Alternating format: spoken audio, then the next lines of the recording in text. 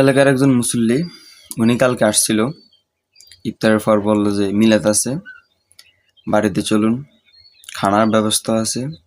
গেলাম, আলহামদুলিল্লাহ, মিলাদ পড়লাম, খাওয়া দাওয়া করলাম।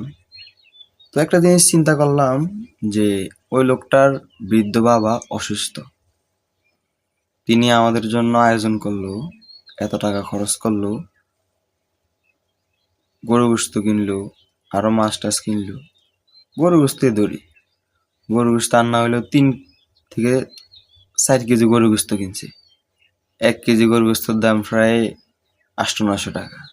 অথচ তার বাবা আজকে দীর্ঘদিন ধরে অসুস্থ। সে তার বাবার কোনো চিকিৎসা করে নাই। তার উচিত ছিল এই রমজান মাসে তার বাবার চিকিৎসা করা, কিন্তু সে করে নাই। তার বাবার অসুস্থ অনেক,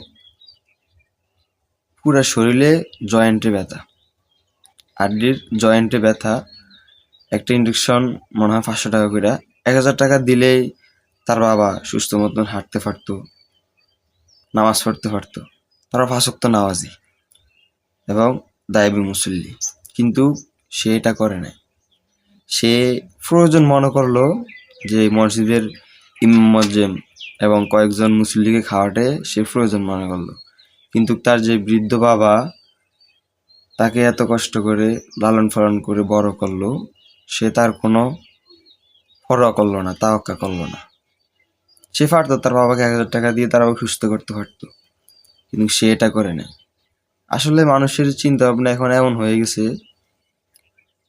তারা বাড়িতে বৃদ্ধ বাবা মাকে দেখা ছাড়া রাইখা দিয়ে রমজান আসছে মিলাদ ফরাইবে, হাফেজ আলমদেরকে খাওয়াইব, একটা শখ। কিন্তু আমার ক্ষুদ্র জ্ঞান, আমি মনে করি ইমাম মুয়াজ্জিমকে না খাওয়াইয়ে যদি তার বৃদ্ধ বাবাকে চিকিৎসা করায়, এটাই সবচেয়ে উত্তম। আর এরকম ঘটনা সচরাচর ঘটিয়ে থাকে এখনকার সময়। বুঝি না তাদের চিন্তা ভাবনা কেমন।